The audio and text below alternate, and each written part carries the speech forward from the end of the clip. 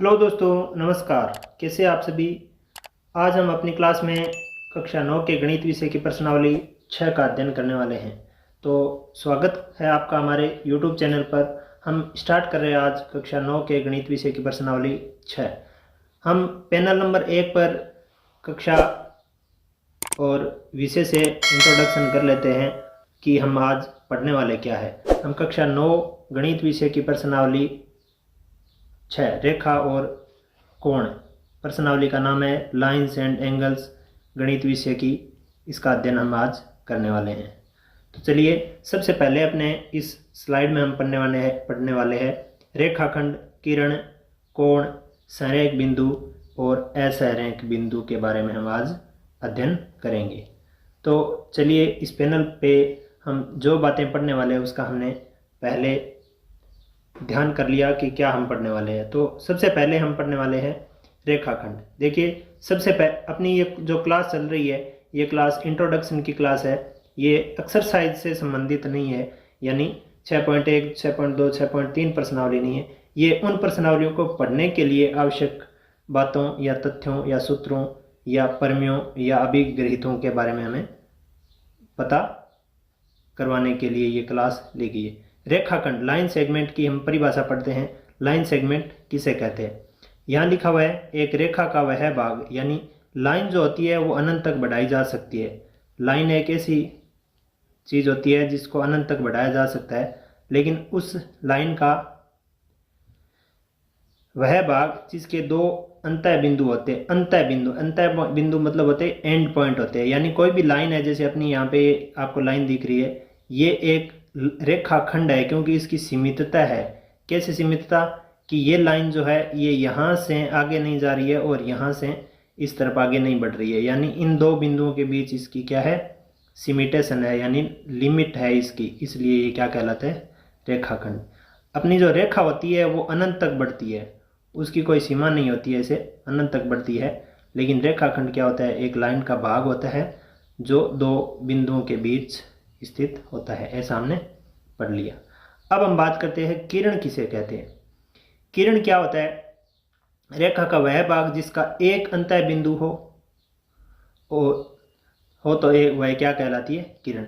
जैसे आपको दिखाई दे रहा होगा ये एक प्रकार की किरण है। भले ही इसमें यहाँ से आपको कुछ कम और यहाँ से ये बड़ी नज़र आ रही होगी, लेकिन लाइन का जो तरीका होता है, किरण का जो तरीका होता है, वो एक तरफ से ऐसी स्टार्ट होती है और आगे की तरफ एक दिशा में वो अनंत तक बढ़ने वाली होती है। जैसे आप देख पा रहे हो कि कोई भी लाइन होती है वो एक बिंदु से स्टार्ट होकर आगे किसी भी दिशा में बढ़ सकती है, एक तरफ बढ़ती है।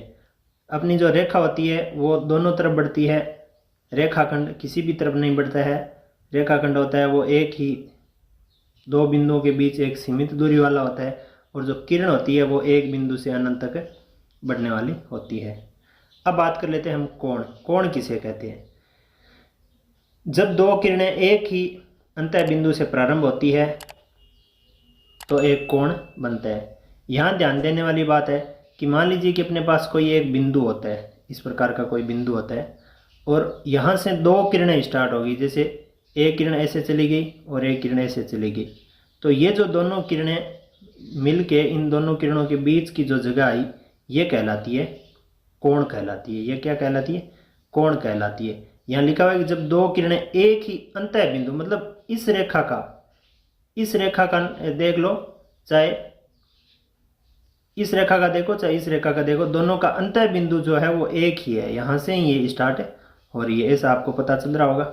जहाँ पे दो किरणों का अंतः बिंदु एक ही होता है या एक ही बिंदु से स्टार्ट होने वाली किरणें क्या बनाती है? आपस में कोण बनाती है। अब देखिए आगे हम बात करते हैं कोण की, और क्या इसकी खासियत होती है। तो कोण जो होता है, कोण बनाने के लिए दोनों किरणें जो काम में ली जाती है वो कोण की भुजाएं कहलाती है। जैसे हमने अभी यहाँ दो किरणें ली थी, ये दोनों जो किरणें हैं वो क्या कहलाती है? कोण की भुजा कहलाती है। कोण बनाने में जो दो किरणें काम आ रही है ये दोनों क्या है? भुजा है। इसको आप ओ नाम देके, ए नाम इसको दे दो, बी नाम इसको दे दो, तो यहाँ पे इस कोण को बनाने के लिए एक किरण तो काम आई ओ ए, एक किरण आई ओ बी। इस प्रकार से हम इसको लिख सकते हैं। एक और इसकी खासियत ये होती है कोण की कि उभयनिष्ठ अंतः बिंदु कोण का शीर्ष कहलाता है। जैसा हमने अभी देखा ही था कि एक किरण ऐसे जा रही थी, एक किरण ऐसे जा रही थी। इसमें जो उभयनिष्ठ अंतः बिंदु मतलब एंड पॉइंट है, ये वाला एंड पॉइंट है अंतः बिंदु, ये जो है ये इस कोण के लिए क्या कहलाएगा, ये कोण का शीर्ष कहलाता है। क्या कहलाता है? शीर्ष, वर्टेक्स, जिसको क्या बोलेंगे हम? वर्टेक्स बोलेंगे। यहाँ तक बात आपको समझ में आ गई होगी। अब हम बात करते हैं संरेख बिंदु की। संरेख बिंदु किसे कहते हैं? संरेख बिंदु की परिभाषा देखने से ही पता चल रहा है कि यदि तीन या अधिक बिंदु एक ही रेखा पर स्थित होते हैं तो वो संरेख बिंदु कहलाते हैं। जैसे मान लीजिए कि एक बिंदु ये हो गया, एक ये हो गया, एक ये हो गया, ये तीनों बिंदु अगर हम एक रेखा पर ले सकते हैं अगर सीधी लाइन पे, तो ये संरेख होंगे। ये कैसे बिंदु होंगे? संरेख बिंदु होंगे। कब हो सकते हैं ये संरेख बिंदु? जब ये एक लाइन पे आ जाए। जैसे ये तीन बिंदु है, अगर हम इन तीनों बिंदुओं को एक लाइन के ऊपर ले सकते हैं, जैसे ये एक लाइन के ऊपर आ गए, तो ये तीनों बिंदु क्या है? संरेख बिंदु है। संरेख बिंदु को कोलाइनर पॉइंट कहा जाता है।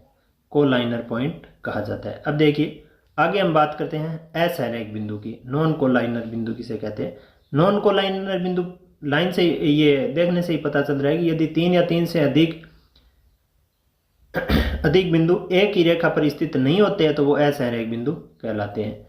जैसे मान लीजिए अपने पास ये ऐसे बिंदु आ गए, इन तीनों बिंदुओं को हम किसी भी प्रकार से अगर लाइन खींचे, सीधी लाइन पे हम इसको नहीं ले सकते। अगर यहाँ से यहाँ खींच दें तो ये बिंदु बच जाता है, यहाँ से ये खींच दें, इन दोनों को ले लें तो ये वाला बिंदु बच जाता है।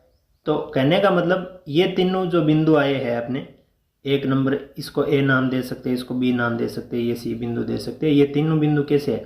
असंरेख है। असंरेख क्यों है? क्योंकि ये तीनों बिंदु एक लाइन पे नहीं आ रहे, एक लाइन पे नहीं आ रहे, यानी एक ही रेखा पर स्थित नहीं होने के कारण ये कैसे बिंदु है? असंरेख बिंदु है। यहाँ हमने पहली स्लाइड की जो महत्वपूर्ण परिभाषाएं थी, जैसे रेखाखंड के बारे में भी अध्ययन कर लिया, रेखाखंड को पढ़ा है, किरण को पढ़ा है, कोण, संरेख बिंदु और असंरेख बिंदु के बारे में जो तथ्यों को हमने पढ़ा है वो अपनी कॉपी में नोट जरूर करके रखिए। अब हम नेक्स्ट स्लाइड की ओर चलते हैं। नेक्स्ट स्लाइड में हम क्या पढ़ने वाले हैं? नेक्स्ट स्लाइड में हम पढ़ेंगे कोणों के प्रकार के बारे में, यानी जो दो किरणें मिलकर एक उभयनिष्ठ अंतः बिंदु वर्टेक्स जो होता है उससे जो कोण बनता है वो कितने प्रकार के होते हैं उसके बारे में हम अध्ययन करते हैं। कोण का मतलब होता है घुमाव। कोण का तात्पर्य होता है घुमाव। जैसे अपना ये आपको सर्किल दिखाई दे रहा होगा, ये एक प्रकार से एक कोण के लिए कोण को प्रदर्शित करने वाला सर्किल होता है, जिसमें अगर हम एक रेखा खींचें, इसमें एक रेखा अगर इस प्रकार से खींचें तो ये 0 डिग्री की होती है। जैसे जैसे ये दूसरी रेखा इसमें ऐसे ऐसे घूमती है वैसे वैसे कोण बढ़ता जाता है। जैसे यहाँ से अगर दूसरी रेखा ऐसे जाएगी तो कोण बढ़ेगा, ऐसे और बढ़ेगी तो वैसे वैसे कोण इसका बढ़ता जाता है। यानी इन दोनों किरणों के बीच का घुमाव ही कोण है। आप समझ पा रहे होंगे। जैसे ये अगर दूसरी रेखा इतनी सी घूम के रुक गई, इसका मतलब यहाँ पे कोण जो है वो कुछ बढ़ गया, यानी 0 से बड़ा हो गया। अगर दूसरी रेखा यहाँ से स्टार्ट होकर इतनी बढ़ गई, इसका मतलब ये और अलग कोण बनाने वाली है। यानी हमें जो दो किरणें दिखाई दे रही है, इन दोनों किरणों के बीच का जो घुमाव है वही कोण कहलाता है। और ये घुमाव किस प्रकार से बढ़ रहा है ये आपको दिखाई दे रहा होगा कि मान लीजिए ये पहली किरण तो अपनी ये ऐसे यहाँ से, अगर दूसरी किरण ऐसे जैसे जैसे ये बढ़ रही है वैसे वैसे ये कोण बढ़ रहा है। इस प्रकार से ये घुमाव जितना जितना ये घुमाव करेगी वैसे वैसे कोण बढ़ेंगे।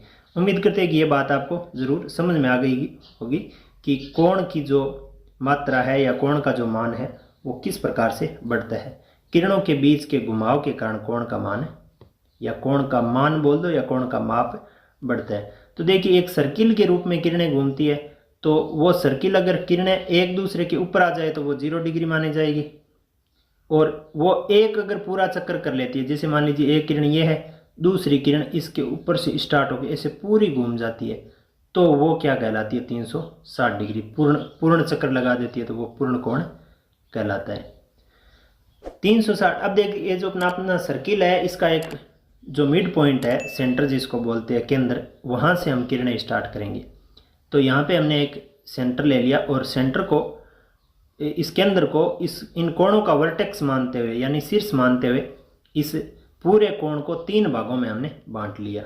यहाँ पे देखिए आपको 3 किरणें दिखाई दे रही होगी। एक किरण यहाँ से, अगर इन बिंदुओं को अगर आप नाम से पुकारें तो ऐसे हम इनको लिख सकते हैं कि मान लीजिए कि ये ओ नाम का वर्टेक्स है, ये ए बिंदु है, ये बी बिंदु है और ये सी बिंदु है। तो इस प्रकार से अब हम आगे अगर इनका अध्ययन करें तो यहाँ से जो ये सीधी लाइन जो जा रही है वर्टेक्स से इस तरफ वाली, ये 90 डिग्री के लिए हमें मिलेगी।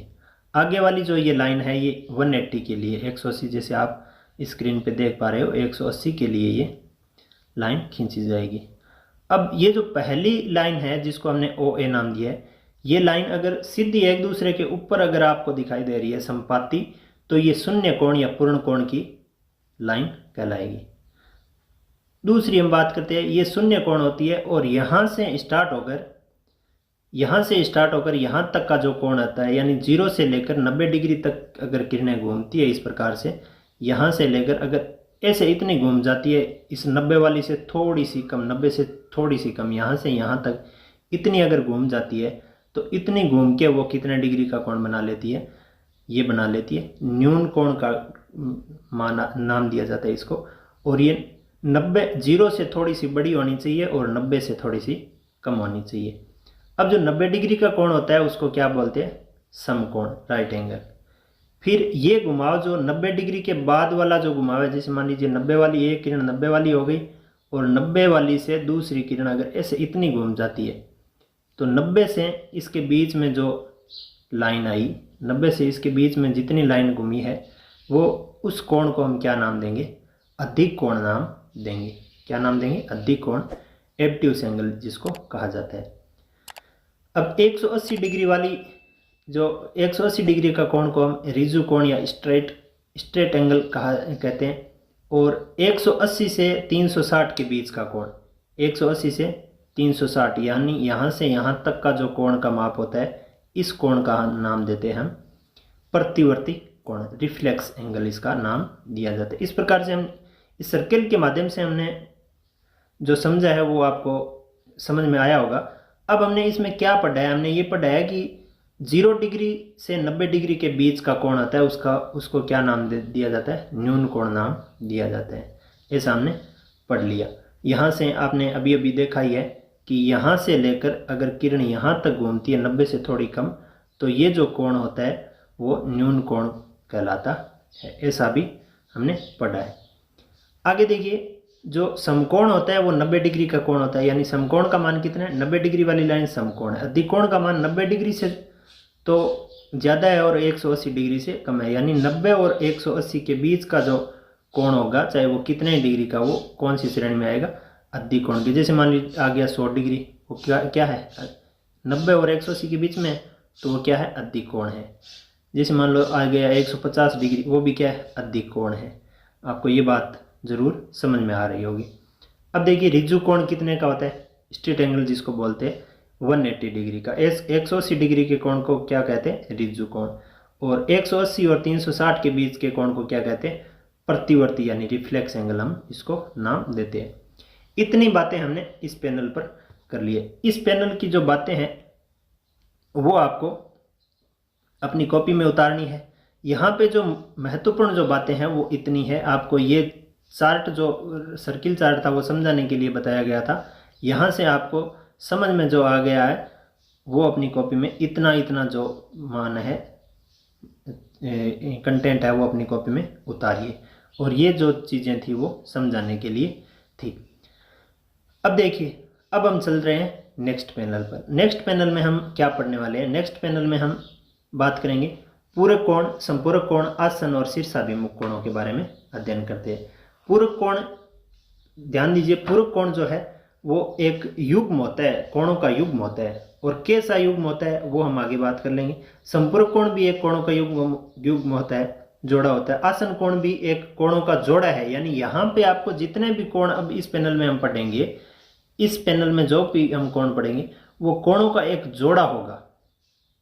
अब उस जोड़े की क्या खासियत होगी, पूरक के लिए उस जोड़े में क्या खासियत होनी चाहिए, संपूरक के लिए क्या, उस जोड़े के दोनों में क्या विशेष गुण होने चाहिए, शीर्षाभिमुख के लिए भी कोणों में क्या जो है उसके गुण या विशेषताएं होनी चाहिए, वो बात हम इस पैनल पे करेंगे। अब देखिए आगे हम बात करते हैं, इन कोणों के बारे में अध्ययन कर लेते हैं कि किसे कहते हैं। सबसे पहले बात कर लेते हैं पूरक कोण किसे कहते हैं। पूरक कोण अपनी स्क्रीन पे इस प्रकार से लिखा गया है कि दो कोणों का योग 90 डिग्री या एक समकोण के बराबर होते हैं, ऐसे कोण पूरक कोण या कॉम्प्लीमेंट्री एंगल कहलाते हैं। मान लीजिए कि अपने पास कोई एंगल होता है, जैसे मान लीजिए एक इस प्रकार का एंगल है ये, और एक दूसरा एंगल इस प्रकार से है। इन दोनों एंगल का अगर माप अगर जोड़ा जाए तो वो अगर 90 डिग्री हो जाए तो ये दोनों क्या कहलाएंगे, संपूरक। कैसे, जैसे मान लीजिए ये 30 डिग्री आ जाए और ये 60 डिग्री आ जाए तो ये दोनों निश्चित तौर पर कैसे एंगल है, पूरक एंगल है या कॉम्प्लीमेंट्री एंगल है।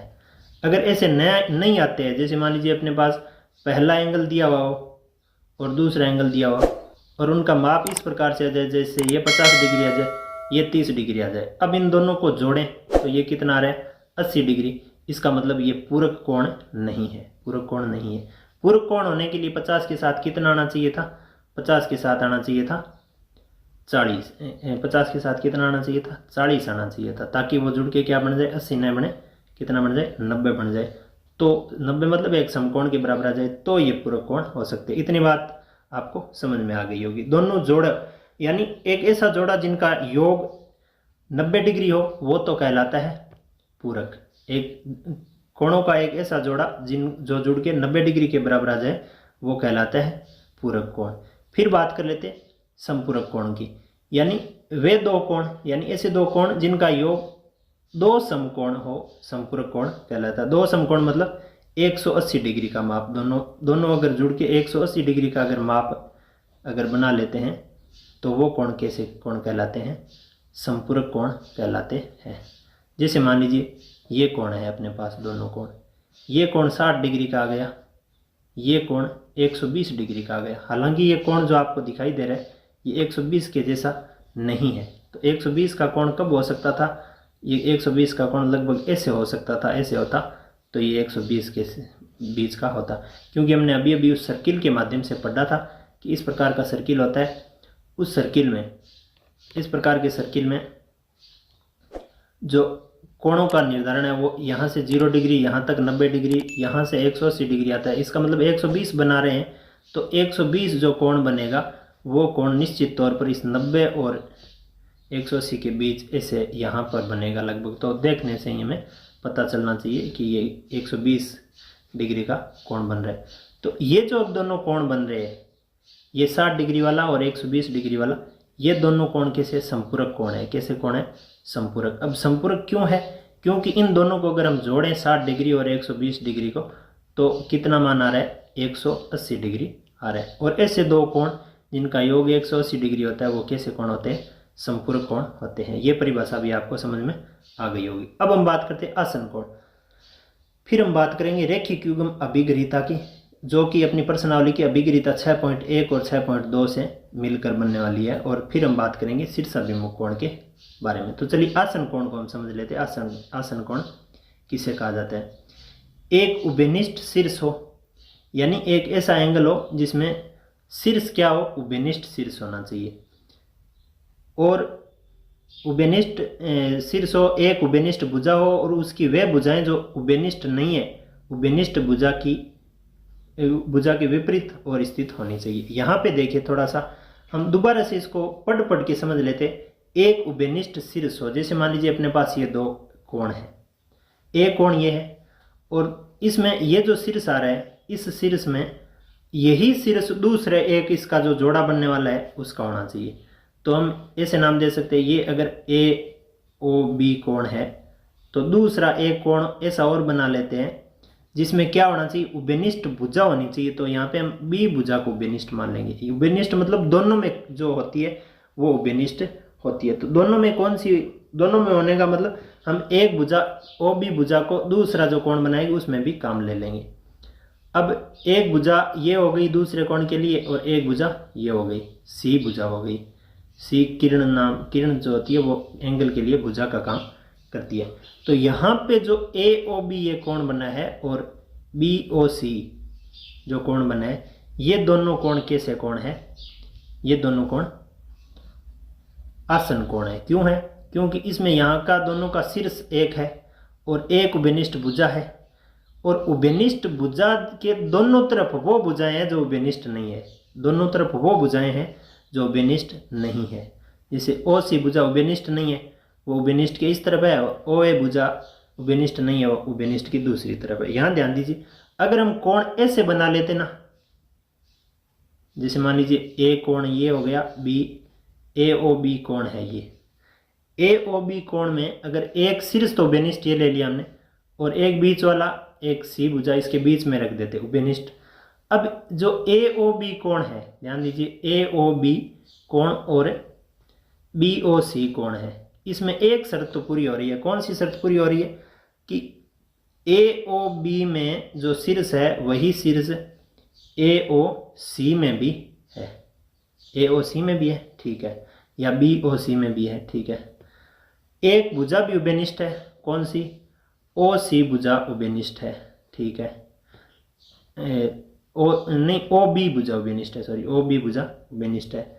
लेकिन यहाँ पे जो ओ बी जो भुजा उभयनिष्ठ है दोनों कोणों में, ओ बी भुजा, ये उभयनिष्ठ भुजा जो भुजाएं उभयनिष्ठ नहीं है उनके बीच में नहीं है, यानी जो भुजाएं उभयनिष्ठ नहीं है वो उभयनिष्ठ के दोनों तरफ नहीं है, एक ही तरफ है। ये ऐसी बात यहाँ पे लिखी गई है कि जो भुजाएं उभयनिष्ठ नहीं है उभयनिष्ठ भुजा के विपरीत स्थित होनी चाहिए, विपरीत स्थित होनी चाहिए। जैसे यहाँ पे ओ सी भुजा और ओ ए भुजा उभयनिष्ठ नहीं थी, वो इस उभयनिष्ठ वाले की एक तो इस तरफ थी एक इस तरफ थी, लेकिन इसमें देखो ओ बी भुजा उभयनिष्ठ है, ओ बी भुजा उभयनिष्ठ है, और जो उभयनिष्ठ नहीं है वो ओ बी के ओ सी भी इस तरफ है और ओ ए भी इस तरफ है।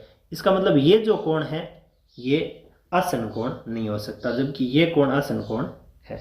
ये बात आपको समझ में आ रही होगी। ऐसा हमने पीछे भी अपनी क्लासों में यानी कक्षाओं में पढ़ा था। अब चलिए बात कर लेते हैं रैखिक युग्म अभिगरिता क्या है। रैखिक युग्म अभिगरिता समझ लेते हैं। रैखिक युग्म अभिगरिता जो है, अभिगरित जो है वो दो अभिगरितों 6.1 और 6.2 से मिलकर बनी हुई है। 6.1 अभिगृत क्या है, जैसे हमने अभी पहले ही लिख दिया। 6.1 अभिगृत हम पढ़ रहे हैं। यदि एक किरण एक रेखा पर खड़ी हो तो इस प्रकार बने दोनों आसन कोणों का योग 180 डिग्री होता है। ये ऐसा कह रहा है कि एक किरण एक रेखा पर खड़ी हो तो इस प्रकार बने आसन कोण 180 डिग्री होते। मान लीजिए कि अपनी एक ये किरण है, ये किरण है, ये किरण अगर किसी रेखा पर खड़ी होती है, जैसे मान लीजिए इस रेखा पर ये खड़ी है, तो यहाँ पे जो दोनों जो कोण बने हैं, कौन कौन से कोण बने हैं, एक कोण तो इधर वाला कोण बना है और दूसरा जो कोण बना है वो इधर वाला कोण बना है।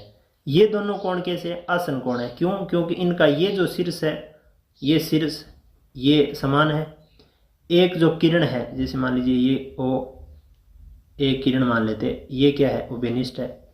ये दोनों जो कोण बनने हैं आसन कोण, ये क्या है, 180 डिग्री के होते हैं। ये 6.1 अभिगृत हमें दी हुई है। अब 6.2 अभिगृत भी इसी प्रकार से हैं।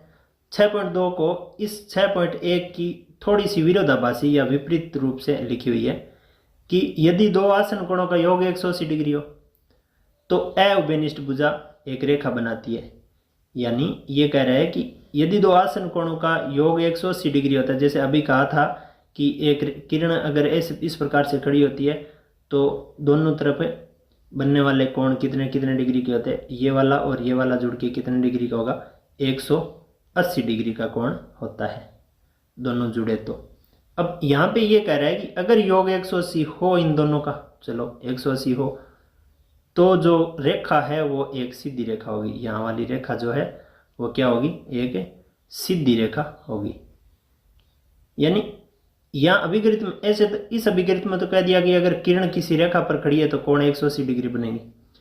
इस अभिगृत में कह दिया कि अगर 180 डिग्री कोण बनेगा तो वो क्या होगा, रेखा क्या होगी, सीधी रेखा होगी। भुजाएं क्या होगी, एक सीधी रेखा बनाएगी। ऐसी बात यहाँ पे एक दूसरे के विरोधाभास में लिखी हुई है। अब बात करते हैं शीर्षाभिमुख कोण किसे कहते हैं। यदि दो रेखाएं परस्पर प्रतिच्छेदित करें तो शीर्षाभिमुख कोण बनाती है। जैसे मान लीजिए एक रेखा इस प्रकार से आ गई, दूसरी रेखा इस प्रकार से आ गई, तो यहाँ पे जो दोनों रेखाओं के द्वारा जो बनाया गया कोण है वो क्या है, शीर्षाभिमुख कोण है। इधर वाला कोण इधर वाले की शीर्षाभिमुख कोण है, और इधर वाला जो कोण है ये वाला, ये कोण इस नीचे वाले की शीर्षाभिमुख कोण कहलाते हैं। इतनी बातें आपको जरूर समझ में आ गई। अपनी कॉपी में नोट डाउन जरूर कर लीजिए कि आसन कोण किसे कहते हैं। आसन कोण की परिभाषा यहाँ लिखी हुई है। रेखिक युग्म अभिगरिता क्या है, इन दोनों अभिगरिताओं से मिलकर बनी हुई, जिनका आगे भी हम जिक्र करेंगे। शीर्षाभिमुख कोण किसे कहते हैं उसको भी आपने समझ लिया। पूरक और संपूरक कोणों के बारे में भी अध्ययन हमने कर लिया। अब हम बात करते हैं नेक्स्ट पैनल की ओर बढ़ते हैं। नेक्स्ट पैनल में हम क्या पढ़ने वाले हैं उसकी बात कर लेते हैं। नेक्स्ट पैनल में हम प्रतिच्छेदी रेखाएं, समांतर रेखाएं और तिर्यक रेखाओं के बारे में बात करेंगे। प्रतिच्छेदी, समांतर और तिर्यक रेखाएं क्या होती है।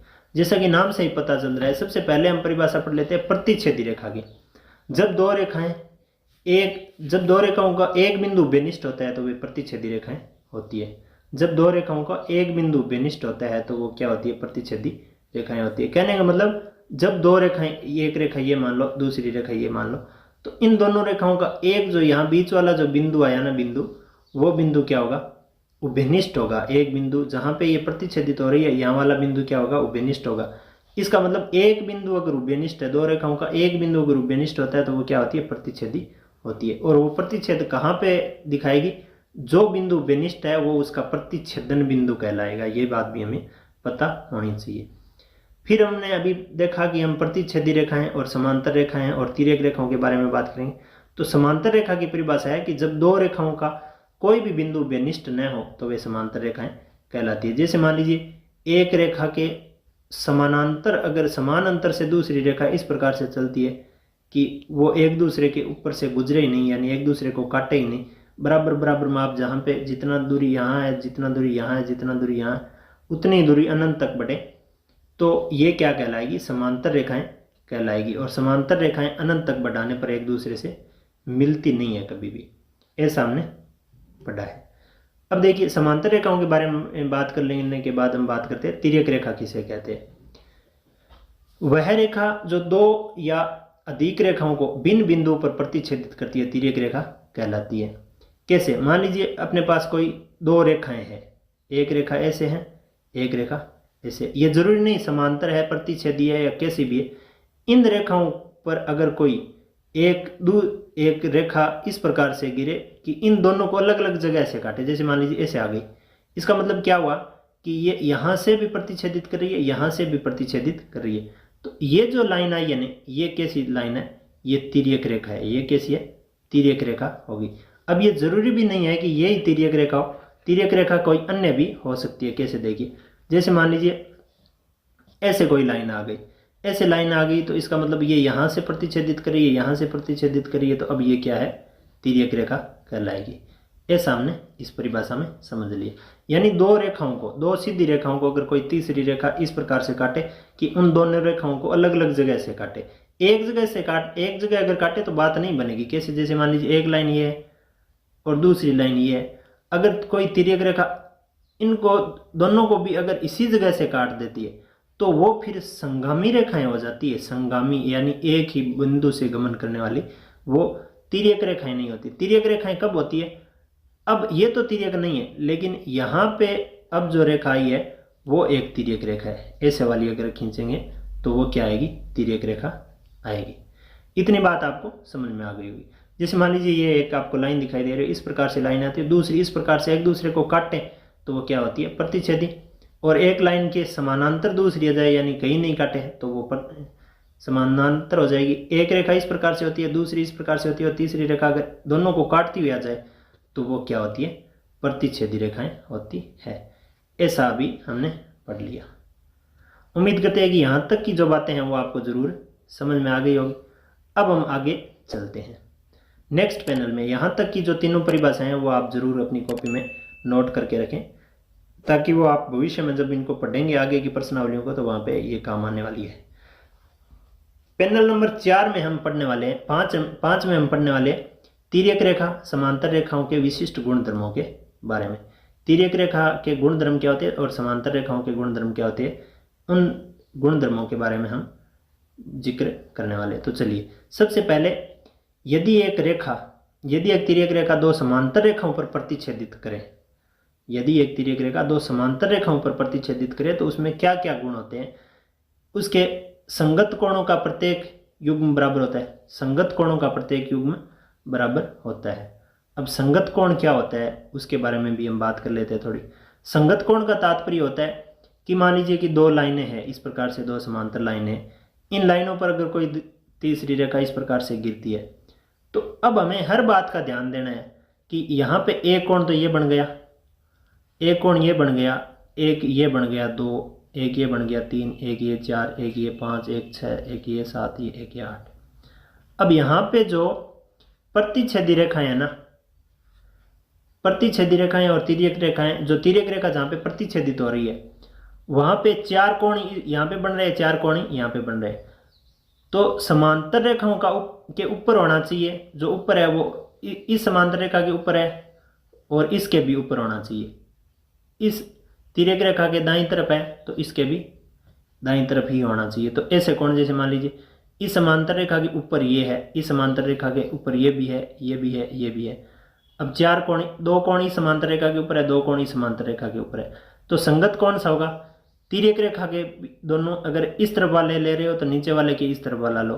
तो यहाँ पे तिर्यक रेखा के हम ले लेते हैं, इन दोनों समांतर रेखाओं के तो ऊपर वाले चलो, ये इसमें से या इसमें से कोई लेंगे, और तिर्यक रेखा के दाईं तरफ वाले। तो अब हमारे पास क्या हो जाएगा, देखिए ये कोण नहीं होगा, ये कोण भी नहीं होगा। तो अब जो संगत कोण होंगे वो ये इस कोण के संगत कौन सा होगा, ये कोण होगा। अब अगर इसके अलावा हम समझें तो मान लीजिए ये कोण जो ऊपर वाले या नीचे वाले कोण ले लेते, इधर वाला कोण है समांतर रेखा के नीचे है और तिर्यक रेखा के इस तरफ है, तो इसके संगत कौन सा है, ये है, ऊपर वाली संगत रेखा के नीचे है और तिर्यक रेखा के दाईं तरफ है। इस प्रकार से हम इसको समझ सकते हैं। संगत कोणों का तात्पर्य होता है कि समांतर रेखाओं के तो ऊपर है तो ऊपर होना चाहिए दोनों के, और संगत रेखा के दाईं ओर है तो दाईं ओर ही होना चाहिए दोनों ही। ऐसा हम इस अभिक्रित में पढ़ पा रहे हैं। दूसरी में उसके एकांतर अंतः कोणों का प्रत्येक युग्म बराबर होना चाहिए। एकांतर मतलब एक का अंतर होना चाहिए। कैसे, जैसे मान लीजिए ये दो समांतर रेखाओं पर एक तिर्यक रेखा गिर रही है, तो अगर एक कोण ऊपर वाली समांतर रेखा के ऊपर है तो नीचे वाली के नीचे होना चाहिए, एक के ऊपर एक के नीचे होना चाहिए। एक कोण अगर तिर्यक रेखा के इस तरफ है तो दूसरा कोण इस तरफ होना चाहिए। तो इस समांतर रेखा के ऊपर और इस तिर्यक रेखा के इस तरफ ये कोण हो गया। तो इसका एकांतर कोण होगा इस समांतर रेखा के नीचे और तिर्यक रेखा के इस तरफ वाला, यानी ये। आ रही होगी बात यहाँ तक समझ में।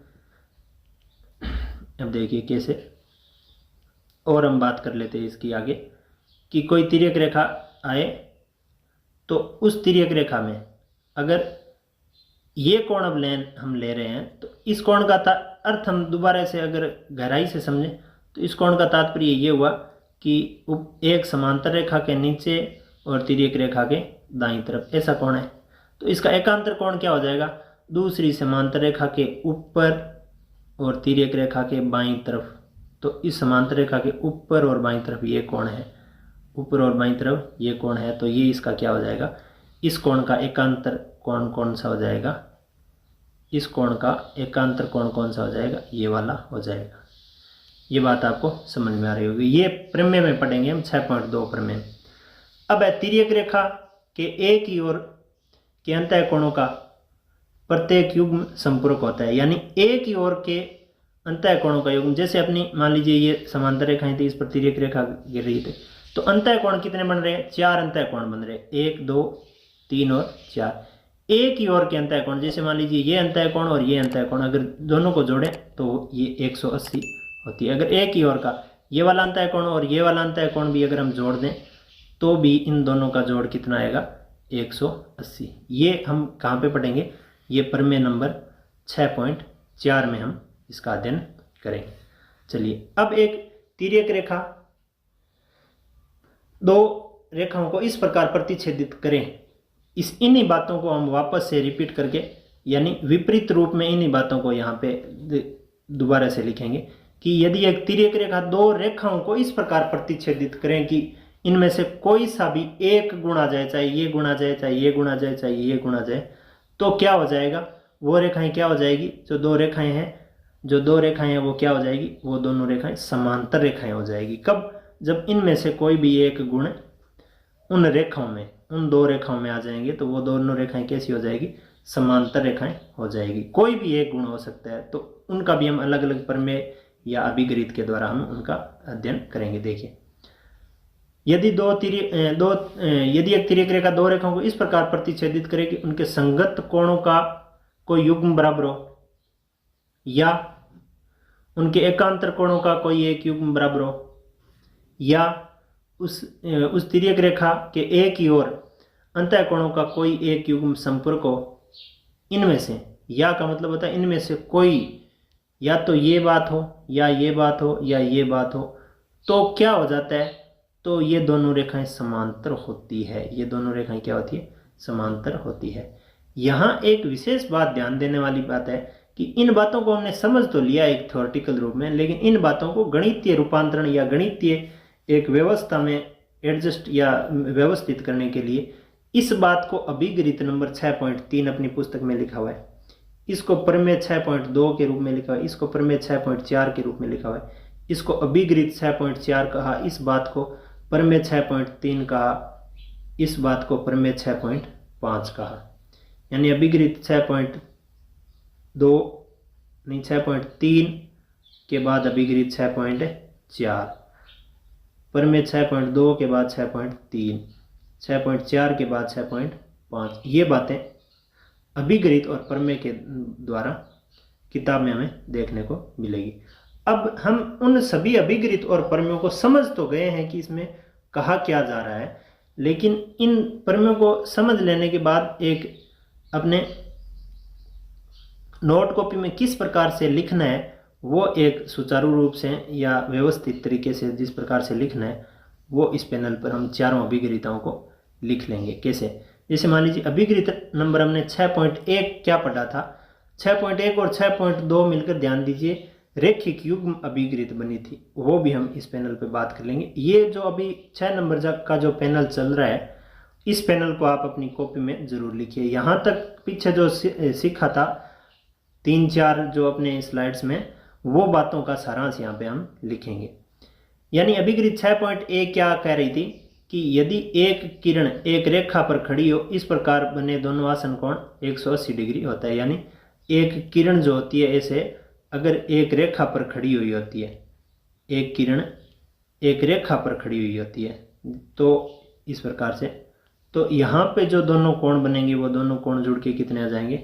180 डिग्री। वो बात कहाँ पे लिखी थी हमने? अभिगणित 6.1 में। आपने अगर पहले लिख लिया है तो उसको दोबारा से लिखने की जरूरत नहीं है, अगर नहीं लिखा है तो वो आप जरूर लिखें। इस पैनल की हर बात को आपको लिखा हुआ कॉपी में रखना जरूरी है। अभिगणित 6.2 इस बात को ही उल्टा करके लिखा गया था कि अगर यदि दो आसन कोणों का योग 180 डिग्री है तो उभयनिष्ठ भुजा एक रेखा बनाएगी। यानी दो आसन कोण, जैसे मान लीजिए अपना एक कोण ऐसे ले लिया, एक कोण ये ले लिया और इसका आसन कोण बना रहे हैं, मतलब इसी शीर्ष पर दूसरा कोण बना रहे हैं, एक उभयनिष्ठ भुजा भी होनी चाहिए। अगर ऐसे आसन कोण बना रहे हैं, एक आसन कोण तो अपना ओ से ओ ए बी था, और एक उसका आसन कोण क्या हो गया? बी ओ सी आसन कोण अगर हम ले रहे हैं, तो यहाँ पे जो ये दोनों कोण बन रहे हैं ए ओ बी और बी ओ सी, ये दोनों क्या हो जाएंगे? अगर 180 होते हैं, अगर 180 होते हैं, इसका मतलब ये जो दोनों रेखाएं यानी जो उबेनिष्ठ है, उबेनिष्ठ नहीं है, कौन सी, ये वाली और ये वाली दोनों उबेनिष्ठ है। ये दोनों भुजाएं क्या होगी, एक सीधी रेखा के रूप में होगी। कैसी होगी, एक सीधी रेखा के रूप में होगी। ये दो अभिगृत, ये दोनों अभिगृता जब मिल जाती है तो क्या बन जाती है, रेखिक युग्म अभिगृत बन जाती है। कैसे, यदि एक किरण एक रेखा पर खड़ी हो तो उस प्रकार बने दोनों आसन कोणों का योग 180 डिग्री होता है। और विलोमतः यदि दो आसन कोणों का योग 180 डिग्री हो तो उनकी अविनिष्ट भुजाएं एक रेखा बनाती है। ऐसी बात हमने अभी दोनों अभिगृताओं में ऊपर इसमें और इसमें कर ली थी, वही इन दोनों का जोड़ करके ही ये लिखा है। अभिगृत 6.3 हमने पढ़ी थी कि एक तिर्यक रेखा दो समांतर रेखाओं को प्रतिच्छेदित करें तो संगत कोणों का प्रत्येक युग्म बराबर होता है। ये भी हमने पढ़ा था। अभिगृत 4 यानी तिर्यक रेखा में पढ़ा था, यदि एक तिर्यक रेखा दो समांतर रेखाओं को इस प्रकार प्रतिच्छेदित करे कि संगत कोण युग्म बराबर हो तो दोनों रेखाएं परस्पर समानांतर होती है। यानी इन दोनों अभिगृतों को आप एक दूसरे के विलोम समझिए कि यदि तिर्यक रेखा समांतर रेखाओं को प्रतिच्छेदित करें, समांतर रेखाओं को प्रतिच्छेदित करें तो संगत कोण युग्म क्या हो जाएंगे, बराबर हो जाएंगे। और यदि तिर्यक रेखा किन्हीं दो तिर्यक रेखाओं को प्रतिच्छेदित करे और संगत कोण युग्म बराबर हो तो दोनों रेखाएं क्या होती, समांतर होती है। यानी समांतर होती है तो संगत कोण युग्म बराबर होते हैं, अगर संगत कोण युग्म बराबर होते हैं तो वो समांतर होती है। ऐसी बात को एक दूसरे के डायरेक्ट और इनडायरेक्ट रूप से समझाने का प्रयास यहाँ पे किया जा रहा है। नेक्स्ट पैनल पे हम जो बात करने वाले वो 8 प्रमेयों के बारे में बात करने वाले। 8 प्रमेयों को यहाँ पे हमें किस प्रकार से समझाया हुआ मिलेगा। देखिए, प्रमेय 6.1 को हमने पढ़ लिया था, यदि दो रेखाएं परस्पर प्रतिच्छेदित होती है तो शीर्षाभिमुख कोण बराबर होते हैं, ये हमने पढ़ लिया था। यानी दो रेखाएं एक दूसरे से प्रतिच्छेदित होती है तो जो यहाँ पे जो कोण बनता है वो क्या होते हैं, शीर्षाभिमुख कोण बनते हैं, और शीर्षाभिमुख कोण आपस में क्या होते हैं, बराबर होते हैं। ये प्रमेय 6.1 थी। 6.2, यदि दो तिर्यक रेखा समांतर रेखाओं को प्रतिच्छेदित करे तो एकांतर अंतः कोण प्रत्येक युग्म बराबर होता है। एकांतर अंतः कोण का प्रत्येक युग्म क्या होता है, बराबर होता है। ऐसा भी हमने पढ़ा था कि दो तिर्यक रेखा समांतर रेखाओं को प्रतिच्छेदित करे, दो तिर्यक रेखा यानी एक तिर्यक रेखा दो समांतर रेखाओं को प्रतिच्छेदित करे, ये दो समांतर रेखा है, इसको एक तिर्यक रेखा प्रतिच्छेदित करें तो एकांतर अंतः कोण का प्रत्येक युग्म बराबर होता है। एकांतर अंतः कोण का मतलब एकांतर इसके नीचे इसके ऊपर, इस तिर्यक के इस तरफ, इस तरफ तिर्यक के इस तरफ, तो यहाँ पे जो दो अंतः कोण बन रहे हैं ये दोनों अंतः कोण क्या होते हैं, बराबर होते हैं। तीसरी पढ़ी थी, यदि एक तिर्यक रेखा दो रेखाओं को इस प्रकार प्रतिच्छेदित करे कि एकांतर कोणों का युग्म बराबर हो तो दोनों रेखाएं परस्पर समांतर होती है। यहाँ ये दोनों जो बातें हैं वो एक दूसरे के विपरीत रूप में, विलोम रूप में लिखी गई है, डायरेक्ट इनडायरेक्ट के तौर पर लिखी गई है। नेक्स्ट हम बात कर लेते हैं 6.4 प्रमेय की। यदि एक तिर्यक रेखा दो समांतर रेखाओं को प्रतिच्छेदित करे तो तिर्यक रेखा के एक ही और अंतः कोणों का प्रत्येक युग्म क्या होता है, संपूरक होता है। ऐसा भी हमने अभी भी पढ़ा था कि इस प्रकार से अगर कोई समांतर रेखा है उस पर अगर तिर्यक रेखा आती है तो इस तिर्यक रेखा के एक ही ओर के अंतः कोण जुड़ के कितने होते हैं, 180 डिग्री होते हैं। ये बात कौन सी प्रमेय के आधार पर हम कह सकते हैं, ये बात हम प्रमेय 6.4 के आधार पर कह रहे हैं। 6.5 प्रमेय इस 4 की उल्टी है, मतलब विपरीत है, ऑपोजिट है कि यदि एक तिर्यक रेखा दो समांतर रेखाओं को प्रतिच्छेदित करे, यानी यदि एक तिर्यक रेखा दो रेखाओं को प्रतिच्छेदित करे, अब वो रेखाएं उसमें अगर ऐसा गुण आ जाए, कौन सा, ये 6.4 वाला, तो वो क्या हो जाएगी, परस्पर समांतर हो जाएगी। कैसा गुण है कि यदि एक तिर्यक रेखा दो रेखाओं को इस प्रकार प्रतिच्छेदित करे कि तिर्यक रेखा के एक ही और अंतः कोण युग्म क्या हो जाए, संपूरक हो जाए। यहाँ तो लिखा है कि अगर दो रेखाएं समांतर रेखाओं को प्रतिच्छेदित करती है तो अंतः कोण संपूरक होते हैं। ये कह रहा है कि दो रेखाओं को अगर प्रतिच्छेदित करे और कोण संपूरक हो जाए तो वो क्या होती है, परस्पर समानांतर होती है।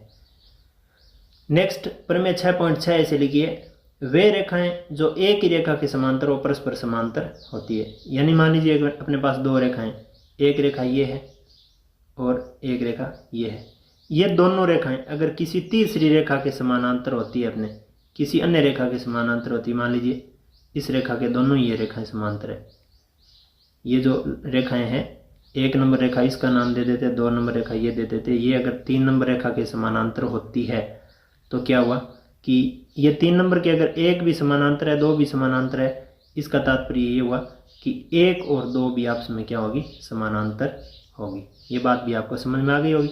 चलिए प्रमेय 6.7 क्या लिखी हुई है, किसी त्रिभुज के कोणों का योग 180 डिग्री होता है। यानी कोई भी अपने पास त्रिभुज होता है, उस त्रिभुज के जो कोण होते हैं उन कोणों का योग कितना होता है, 180 डिग्री योग होता है। ये बात हम किस प्रमेय के आधार पर लिखेंगे, आगे जब प्रश्नावलियाँ पढ़ेंगे तो वो किस प्रमेय के आधार पर लिखेंगे, प्रमेय 6.7 के आधार पर इसका जिक्र हम करेंगे। अब अपनी लास्ट प्रमेय 6.8 प्रमेय, इसमें क्या लिखा है, यदि एक त्रिभुज की एक भुजा बढ़ाई जाए तो इस प्रकार बने बहिष्कोण अंतः अभिमुख या विपरीत कोणों इंटीरियर ऑपोजिट एंगल्स के योग के बराबर होते हैं।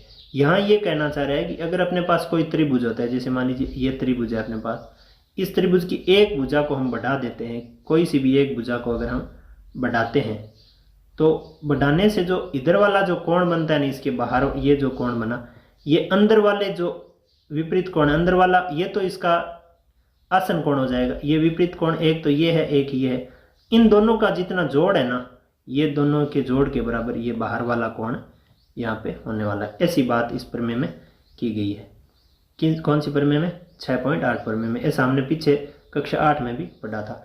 इस प्रकार अपनी ये प्रश्नावली जो थी उसको हमने पूरा पढ़ लिया है। आपने इस क्लास को अगर यहाँ तक पूरा देखा है तो आपका बहुत बहुत धन्यवाद है। और अगर आपने हमारे चैनल को अभी भी सब्सक्राइब नहीं किया तो सब्सक्राइब करके वीडियो को लाइक शेयर ज़रूर कर दीजिए। हो सकता है कि ये क्लास जैसे आपके काम की है वैसे ही किसी आपके अन्य भाई बहन और यार दोस्त के भी हो सकती है। तो थैंक यू, आपने thanks for watching complete class and finally if you are like this video please help me to grow my channel as well. Just like, share this video to your friend and family and press bell icon after subscribe my channel. Thank you so much for watching this complete class. Thank you.